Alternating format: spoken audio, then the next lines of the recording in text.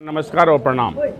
ये जो हम विश्वामित्र सेना जो है, जो बक्सर के लिए जो लड़ाई लड़ रही है, ये बक्सर की सनातन संस्कृति की उत्थान की लड़ाई लड़ रहे हैं।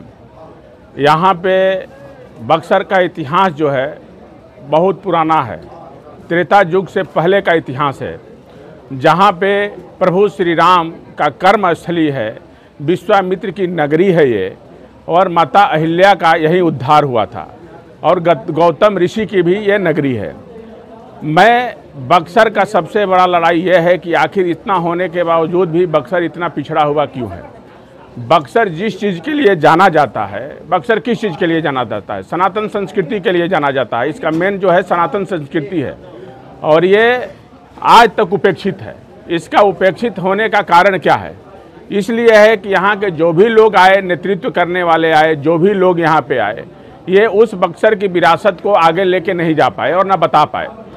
आज हम लोग इसलिए लड़ाई रह रहे हैं कि बाहर के लोग आएंगे तो बक्सर में विश्वामित्र की नगरी को क्या दिखाएंगे हम?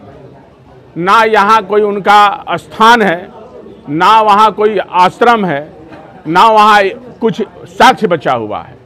तो मैं ये लड़ाई लड़ रहा हूँ कि यहाँ पे विश्वामित्र कॉरिडोर बने, विश्वामित्र की तपोभूमि है, और यहाँ जितना हमारा बक्सर का सनातन से जुड़ा हुआ चीज़ है, जितना धरोहर है बक्सर का, वो सारा चीज़ एक जगह दिखाएं। अब बाकी जहाँ जहाँ जो आज माता अहिल्या के धाम हमारा परम सौभाग्य है, और आप लोगों का भी है कि आप यहाँ पे आएँ।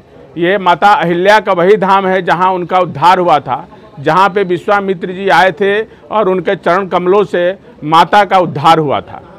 ये इतना पवित्र भूमि है, वामन अवतार हुआ यहाँ पे। इतना पे कोई बहुत ऐसे लोग हैं जो नहीं जानते हैं कि वामन अवतार कहाँ हुआ। हम तो पढ़ते जरूर हैं, सनातनी हैं हमारे, उसमें पढ़ते हैं कि वामन अवतार हुआ भगवान विष्णु का, जिसमें 3 पग भूमि मांगे थे, तो ये बक्सर में ही हुआ। लेकिन उस बक्सर के धरोहर को और वामन अवतार को आज तक उसको बताने, आज भी मंदिर है लेकिन वो जेल परिसर के अंदर है।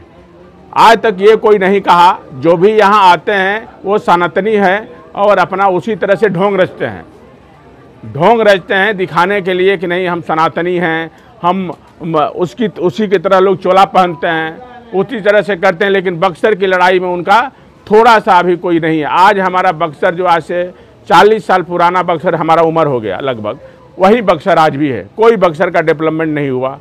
महर्षि च्यवन ऋषि चौसा में आप जाइए, हम वही प्रोग्राम किए थे, वहाँ भी कुछ भी नहीं हुआ है। च्यवन ऋषि जहाँ च्यवनप्राश पूरी दुनिया खाती है, आज उसको भी ये लोग नहीं बता पाए कि च्यवन ऋषि का जो आश्रम है ये चौसा से है, जो च्यवनप्राश की उत्पत्ति हुई थी।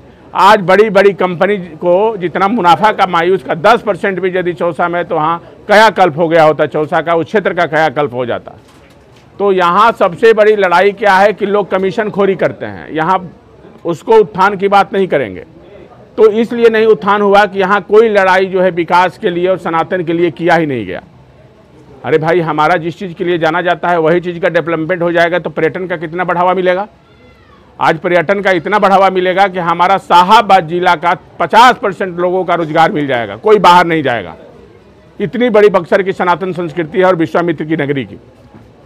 इसलिए ये हमारी लड़ाई और मुहिम लेकर चल रहे हैं। ये हमारी मुहिम जो है अभी फिर राजधानी पटना में होने जा रहा है, उसके बाद ये दिल्ली तक जाएगी। ये लड़ाई राजधानी पटना और ये दिल्ली तक लेके जाएंगे।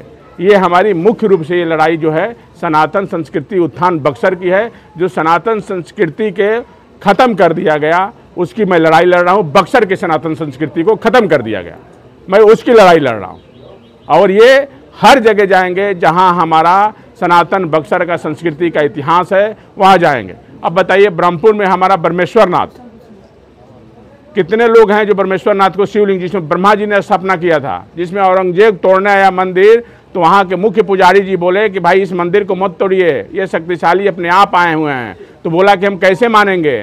तो बोलो कि पूरब का दरवाज़ा जो है रातों रात पश्चिम की तरफ हो जाएगा, तो इस मंदिर को हम छोड़ देंगे। तो ये हुआ, और आज भी जो है वह सपना है कि पूरब की तरफ पश्चिम की तरफ है। लेकिन उस धरोहर को भी जो है हमारा उस तरह से नहीं हो पाया जिस तरह से होना चाहिए। तो आप समझिए कि बक्सर के सनातन संस्कृति की लड़ाई क्या है। मिथिलांचल में मखना बोर्ड है, सबसे बड़ा बन रहा है। क्या है कि वहाँ मखना होता है, जो ताल मखना हम लोग खाते हैं ना, तो वहाँ बोर्ड बन गया। आपका पूर्णिया में विकास हो रहा है, मुजफ्फरपुर देख लीजिए कहाँ चला गया, समस्तीपुर देख लीजिए कहाँ चला गया, दरभंगा एयरपोर्ट आ गया, गया का देख लीजिए, राजगीर का देख लीजिए। लेकिन ये सबसे बड़ा पर्यटन और उत्तरायणी नदी गंगा माँ केवल बनारस और बक्सर में ही है, फिर भी इसका दुर्भाग्य है। इसकी लड़ाई हमारी यही है। बक्सर सर एक ऐतिहासिक जगह है जहाँ श्री रामचंद्र जी पधार चुके हैं जी, धर्म की नगरी है। जब जब इलेक्शन आता है बक्सर हॉट केक बन जाता है नेताओं के लिए, जो आते हैं बक्सर का सुमरन करते हैं, देवी देवता की बात करते हैं और वोट लेते हैं। इसीलिए तो हमारी लड़ाई है कि बक्सर की जनता जाग चुकी है, अब वो कुछ मानने वाली नहीं है। सबका मुंह जो है बदल गया है। अब बक्सर की जनता जाग चुकी है, अब वो नहीं होने देगी बक्सर की जनता। सर, सवाल है कि आपने कहा कि हम सनातन की बात कर रहे हैं, तो क्या आप सनातन की बात कर रहे हैं या किसी पार्टी विशेष का समर्थन? नहीं, पार्टी विशेष की समर्थन नहीं कर रहे हैं। आप एक बात को समझिए, हम बक्सर की लड़ाई जो है इसलिए लड़ रहे हैं। बक्सर किसके लिए जाना जाता है? सनातन संस्कृति के लिए ना बक्सर जाना जाता है। तो बक्सर का किस चीज़ के लिए बात करेंगे? सनातन संस्कृति की बात करेंगे ना।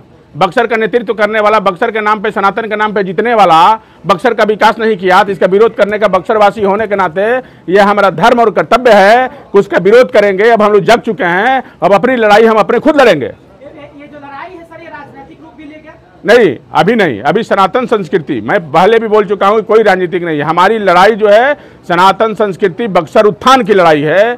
ये जहाँ जहाँ हमारा सनातन संस्कृति कमजोर हुआ है बक्सर का, उसकी लड़ाई विश्वामित्र सेना लड़ेगी, उसकी लड़ाई है। हाँ, सरकार में जो है भाजपा के संसद थे, तो क्या लगता है कि बक्सर में विकास? तो अरे तो हम तो कह ही रहे हैं बाबू, ये बात तो मैं बोल ही रहा हूँ कि जो भी यहाँ नाम नहीं लेंगे, जो भी नेतृत्व करने वाले लोग हैं, जो लंबा समय तक नेतृत्व करे, कोई भी हो, जो भी